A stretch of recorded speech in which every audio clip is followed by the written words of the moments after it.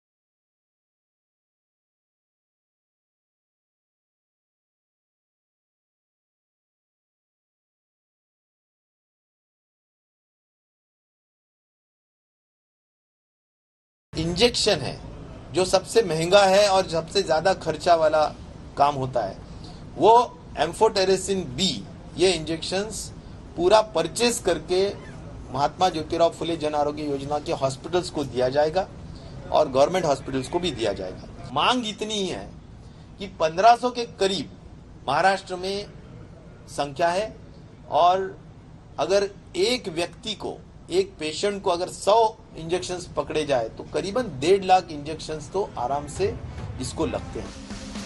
हरियाणा में black fungus की तेज रफ्तार को देखते हुए सरकार ने इसे महामारी घोषित कर दिया, तो वहीं राजस्थान में रोजाना 50 से ज्यादा कोरोना मरीजों की आमद को देखते हुए राज्य सरकार ने भी इस बीमारी को महामारी घोषित कर दिया है। जयपुर के सवाई मानसिंह अस्पताल को ब्लैक फंगस के ही इलाज के लिए तैयार किया गया है। फंगस के केसेस पूरे देश में आ रहे हैं, वैसे तो महाराष्ट्र में, गुजरात में, राजस्थान में भी अब आने लगे हैं। इसको म्यूकोमाइकोसिस बोलते हैं और खतरनाक तरीके से ये व्यक्ति को जो कोविड इन्फेक्टेड होता है उसको प्रभावित कर रहे हैं। 20 बेड के वार्ड तैयार कर दिए गए हैं और सभी अस्पतालों को कहा गया है, सिविल अस्पतालों को, कि अगर उनके पास कोई ब्लैक फंगस का केस आए तो ये बेहतर है कि उसको वो मेडिकल कॉलेज में रेफर कर दें, क्योंकि वहाँ पर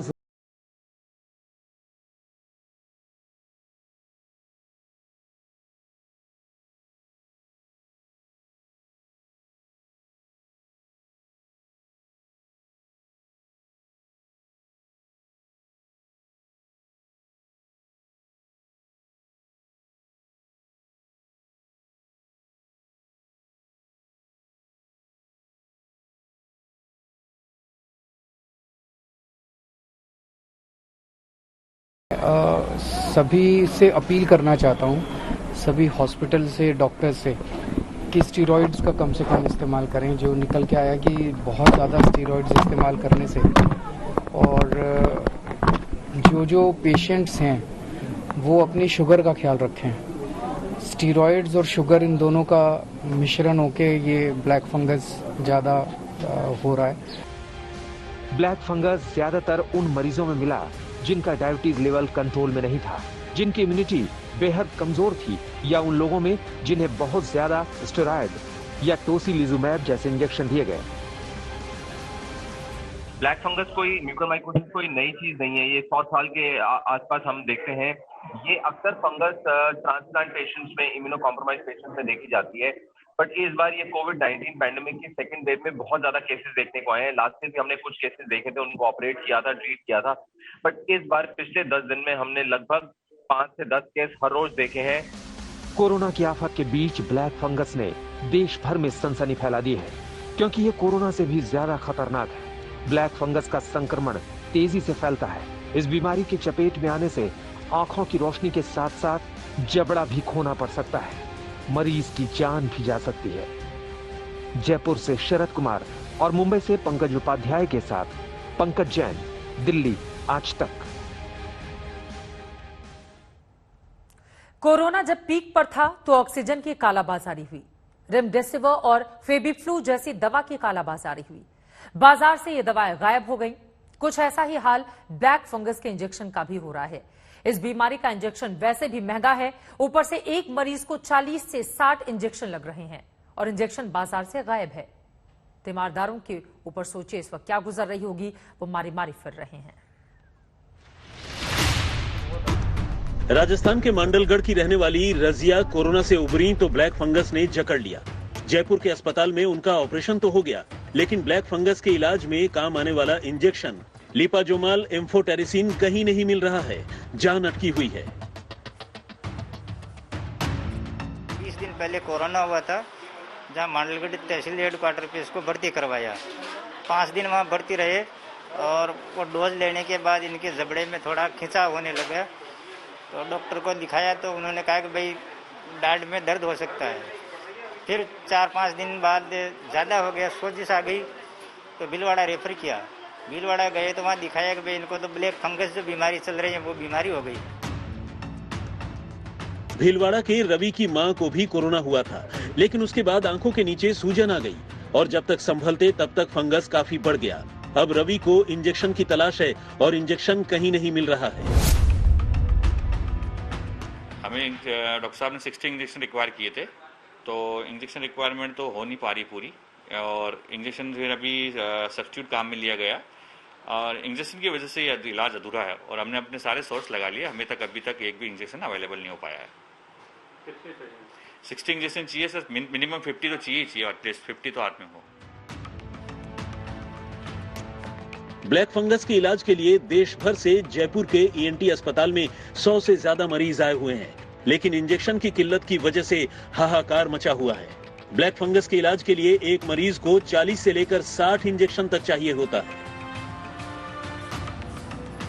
अभी ये समस्या बरकरार है, हालांकि इसको रोकने के सारे प्रयास युद्ध स्तर पर जारी हैं और इससे निपटने के लिए सरकार के साथ भी बातचीत चल रही है और बहुत ही सकारात्मक चीजें सामने आई हैं। सरकार भी हमारे मुख्यमंत्री जी के निर्देशन में सारे अधिकारी दवाई की उपलब्धता के लिए युद्ध स्तर पर जुटे हुए हैं और कुछ उपलब्धता शुरू भी हो गई है।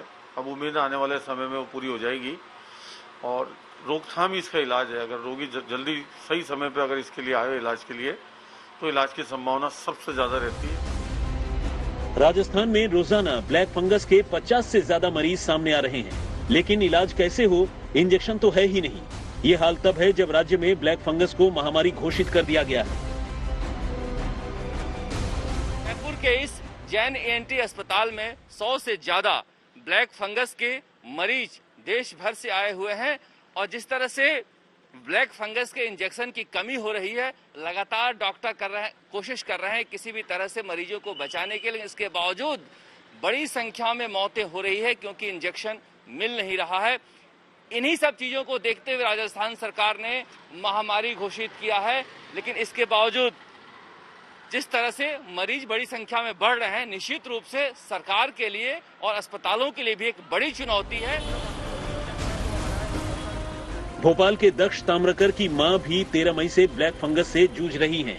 डॉक्टरों ने इलाज के लिए कम से कम 20 एम्फोटेरिसिन बी इंजेक्शन की जरूरत बताई है। तभी से दक्ष इंजेक्शन के लिए भोपाल से लेकर इंदौर, ग्वालियर तक भाग दौड़ कर चुके हैं, लेकिन इंजेक्शन कहीं नहीं मिल पाया है। डॉक्टर ने बोला है कि आपको कम से कम 20 से 30 इंजेक्शन लगेंगे और इंजेक्शन की कीमत भी 8,000 रुपये है, कोई कम कीमत नहीं है। तो उसको ढूंढते ढूंढते सर मैं तो परेशान हो गया हूँ। अब उसकी कोई समझ में नहीं आ रहा कि क्या करें, मिल ही नहीं रहा है। पूरे भोपाल में ढूंढ लिया, इंदौर में तक पता कर लिया, ग्वालियर में पता कर लिया, पर कोई अवेलेबिलिटी के बारे में कोई जानकारी ही नहीं मिल रही है। कुछ यही हाल प्रमोद का भी है, जो ब्लैक फंगस से पीड़ित अपने पिता के लिए एम्फोटेरिसिन बी इंजेक्शन तलाश रहे हैं, लेकिन उन्हें अभी तक नाकामयाबी ही हाथ लगी है। मदर एडमिट है श्री राम कनाई एंड उनको भी यही प्रॉब्लम है। उनको सर्जरी हो गई है लेकिन उनको पिछले 3-4 दिन से इंजेक्शन मिल ही नहीं रहा है। बाहर सारी शॉप्स में, दवा बाजार, हर जगह पता कर लिया, मिल ही नहीं रहा है, कहीं पे भी नहीं मिल रहा है। 14-15 को पता चल गया था कि चाहिए, लेकिन उनको पिछले 2-3 दिन से नहीं लगा है इंजेक्शन, क्योंकि है ही नहीं। इंजेक्शन की कमी की खबर सरकार को भी है। सरकार इंतजाम की बात कर रही है। ये सुनिश्चित कराए कि मध्य प्रदेश में ये इंजेक्शन आ सके। हमारे पास 2 कंसाइनमेंट आए भी हैं। मेडिकल कॉलेज में हमने उपलब्ध करा दिया, और जो प्राइवेट सेक्टर में जिन चुनिंदा संस्थानों में इसका इलाज हो रहा है, क्योंकि हर जगह इलाज नहीं होता, इसमें कहीं ना कहीं सर्जिकल इंटरवेंशन की भी जरूरत पड़ती है। तो ऐसे प्राइवेट संस्थान जहां पर इसका इलाज चल रहा है उसमें भी ये इंजेक्शन मिल सके, इसकी व्यवस्था हम कर रहे हैं। राजधानी दिल्ली में भी ब्लैक फंगस के इंजेक्शन की किल्लत हो गई है, जबकि ब्लैक फंगस के मरीज लगातार बढ़ रहे हैं। पर एक ही जवाब है जो सभी दुकानों से हमें मिल रही है, वो यही जवाब मिल रहा है, स्टॉक में नहीं है, अभी हफ्ते भर आने की उम्मीद नहीं है। ऐसे में जब दवाइयों की जरूरत है, क्योंकि कोविड के बाद एंटी फंगल दवाई इसलिए महत्वपूर्ण हो गई है कि ब्लैक फंगस की बीमारी जो कि आंखों पर, दिमाग पर, इन सब पर असर करती है, उसमें इसकी जरूरत होती है, लेकिन यहाँ पर नहीं है मुहैया, नहीं है मौजूद। केंद्रीय स्वास्थ्य मंत्रालय ने दावा किया है कि एम्फोटेरिसिन बी इंजेक्शन की सप्लाई बढ़ाने के इंतजाम किए गए हैं। हमने सारे ही स्टेट्स के साथ इस खराब बीमारी की चर्चा करी। हमने कई तरीकों से डॉक्टर्स को अवगत कराया और जानकारी दूर दूर तक पहुंचाने की कोशिश करी। एम्फोटेरिसिन बी की अवेलेबिलिटी पे खूब पुश है और अभी तक इतना नंबर नहीं है, लेकिन इसको आगे नहीं बढ़ना है। हम इसको we can not take it for granted. Corona के इलाज में इस्तेमाल होने वाली रेमडेसिविर और आइवरमेक्टिन जैसी दवाओं का अकाल हुआ तो इसकी जमकर कालाबाजारी हुई। वही हाल अब ब्लैक फंगस के इंजेक्शन का हो रहा है। इंजेक्शन की कमी और कालाबाजारी मरीजों की जान पर भारी पड़ रही है। दिल्ली में कुमार कुणाल के साथ शरद कुमार, जयपुर, आज तक। कोरोना से भी कहीं ज्यादा घातक साबित हो रहा है ब्लैक फंगस। अगर सही इलाज नहीं मिला तो पहले स्टेज से चौथे स्टेज में जाने में यह देर नहीं लगाता। सबसे ज्यादा ब्लैक फंगस के शिकार वो लोग हो रहे हैं जिन्हें पहले से ही डायबिटीज है।